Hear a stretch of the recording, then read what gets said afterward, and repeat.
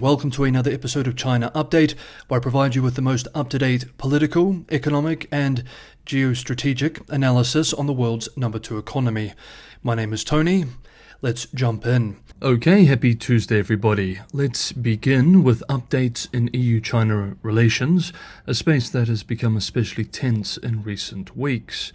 We now have details for General Secretary Xi Jinping's upcoming European trip. Yesterday, Foreign Ministry spokesperson Hua Chunying announced that the Chinese leader will pay state visits to France, Siberia and Hungary from the 5th of May through the 10th. The trip will mark his first trip to Europe in 5 years. During the visit, Hua said that she will hold talks and exchange in-depth views on China-France and China-Europe relations, as well as international and regional hotspot issues of common concern. The two heads of state will also travel to another place to hold activities, she said. President of the European Commission, Ursula von der Leyen, is confirmed to be in Paris on the 6th of May at Macron's invitation for a meeting with Xi Jinping. De-risking and economic security will be on the agenda in Paris, a French government source told Hong Kong-based South China Morning Post, although Macron is also keen to attract Chinese investment in electric vehicle manufacturing in France, with a source reportedly expressing, quote, "Our position is extremely clear. We want Chinese investment in this field in France. That doesn't just apply to the question of electric vehicles, but more generally to Chinese companies that have cutting-edge technology." End quote. PRC Foreign Ministry spokesperson Hua said the joint invitation extended by Hungarian President Solyuk and Prime Minister Orban to Xi Jinping to visit Hungary, quote, "fully demonstrates Hungary's high regard and earnest expectations for this visit." End quote. Interestingly, the 9th of May is Europe Day and the 20th anniversary of Hungary's accession to the European Union. Meeting the Chinese leader on Europe Day carries a strange symbolic message. It's reported that Hungary very much needs Chinese financial assistance. Currently, Hungary remains the sole EU nation participating in China's Belt and Road Initiative, following Italy's withdrawal last year.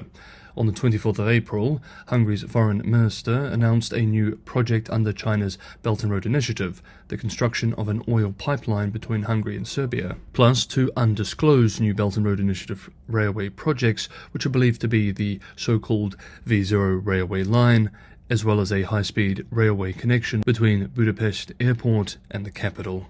Radio Free Europe's Hungarian edition also reports that Xi and Orban might officially announce a new electric vehicle plant by the Chinese car manufacturer Great Wall Motors. Interestingly, Xi will be in Serbia on the 7th of May, the 25th anniversary of the NATO bombing of the PRC embassy in Belgrade. So he may visit the memorial or attend a ceremony on the anniversary, which, considering both the US-China relationship and the NATO-Russia relationship vis-à-vis the Ukraine war, would be quite the signal. State media is already preparing for the trip, turning to its regular playbook, saying that if you do not play nice with us, then you're a puppet of the US. State-run Global Times, employing frankly disjointed logic, writes today, quote, "The Russia-Ukraine conflict has made Europe realize its high dependence on the US, and this transatlantic relationship has jeopardized Europe's China policy. If Europe continues to follow the US to view China from a security and ideological perspective and takes a confrontational approach towards China, it will not avoid the fate of becoming a US vassal." End quote. However, some European commentators would likely point out that it was Beijing's support for Moscow which alienated Europeans and pushed them more into alignment with the US in regards to their China policy. Meanwhile, this week, US-based Wall Street Journal reports that Germany is considering scaling back plans to step up government scrutiny of Chinese investments. Quote, "The latest example of how a country deeply intertwined with and increasingly conflicted about China is pulling its punches as others get tougher on Beijing." End quote. People familiar with the plan said a decision to defang a planned foreign investment screening law had become likelier because of fears that it could hurt Berlin's parallel efforts to re-energize Germany's stagnating economy. On this theme, this week, US-based Rhodium Group published an excellent piece on possible EU duties on Chinese EVs. The piece argues, quote, "The European Commission is likely to impose countervailing duties on imports of electric vehicles from China in the coming months to head off the risk of subsidized cars damaging Europe's auto industry. we expect the Commission to impose duties in the 15 to 30% range. But even if the duties come in at the higher end of this range, some China-based producers will still be able to generate comfortable profit margins on the cars they export to Europe because of the substantial cost advantages they enjoy.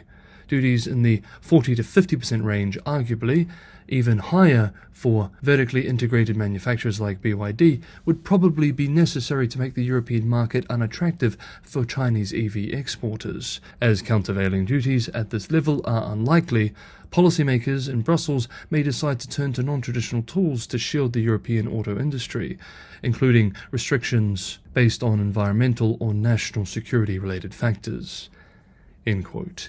And finally, for EU-China, we need to discuss espionage, which has suddenly become a big deal on the continent. We remember last week 6 people in 3 separate cases were charged in Europe with spying for China, 2 in Britain and 4 in Germany. Shortly after, the Dutch and Polish authorities on Wednesday raided the offices of a Chinese security equipment supplier as part of a crackdown by the European Union on what it sees as unfair trading practices. In early April, Sweden expelled a Chinese journalist who had been a resident of the country for 2 decades, saying the reporter posed a threat to national security. Last week, Germany's Interior Minister warned, quote, "We are aware of the considerable danger posed by Chinese espionage to business, industry and science. We are looking very closely at these risks and threats and have issued clear warnings and raised awareness so that protective measures are increasing everywhere." End quote. What is going on? Well, Ivana Kraskova, a Czech researcher at the Association for International Affairs, an independent research group in Prague, who until last month served as an advisor to the European Commission on China, told US-based The New York Times this week that, quote, "After years of regular tiffs over trade followed by reconciliation, Europe has lost patience with China," end quote, adding that with the exceptions of a few friends like Hungary, quote, "Europe has moved from a position of total denial in some quarters over the danger posed by Chinese espionage and influence operations to take a less naive view and wants to defend European interests vis-à-vis China," end quote. Nigel Inkster, a former director of operations at the Secret Intelligence Service, Britain's Foreign Intelligence Agency, also known as MI6, speaking to UK-based The Financial Times, similarly expresses this week, quote, "The Chinese are doing more espionage and Western intelligence are getting better at spotting it.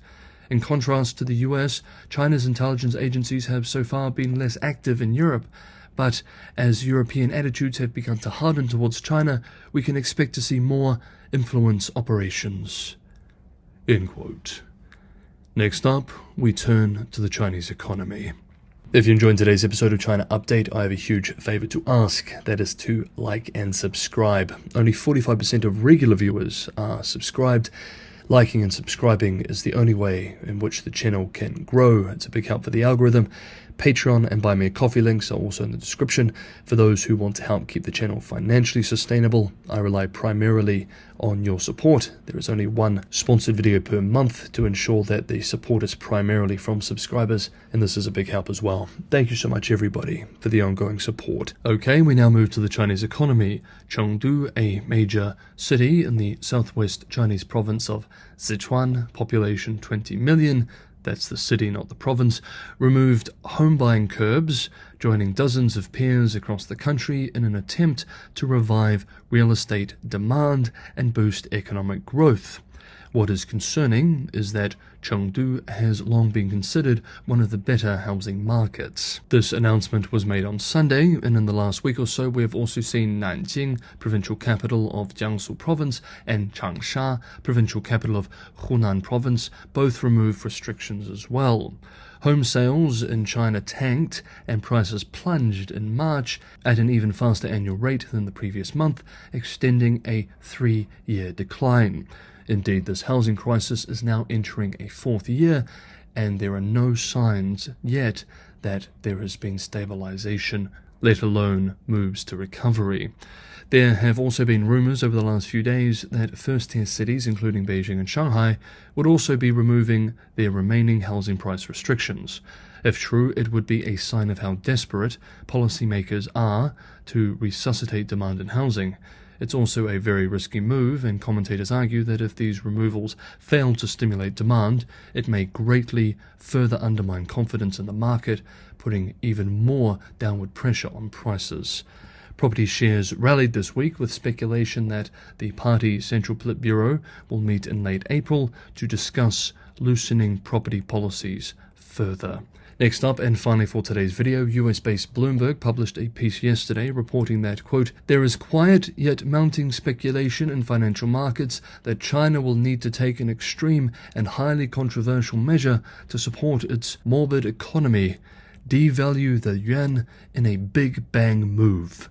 End quote. The outlet explains that supporters of a sharp currency depreciation say it would allow Beijing to boost exports and give the central bank room to cut interest rates.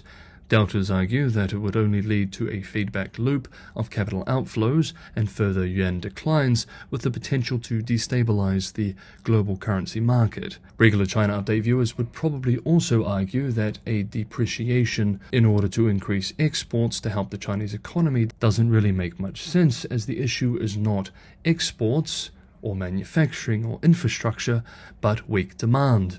And a depreciation of the yuan would only further remove purchasing power from households. The Bloomberg piece writes that though a minority view, it's attracting attention as China digs deeper into its toolkit to stimulate an economy and win over investors disappointed by a piecemeal approach to monetary and fiscal support.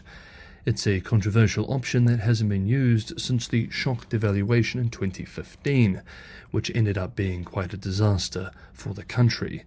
Goldman Sachs in a note argues that for stability reasons, the People's Bank of China will likely resist any large depreciation, even in the extreme event of escalating trade tensions with the US. Beijing will try to prevent a slide beyond 7.7 to the US dollar, the Goldman analysts argue.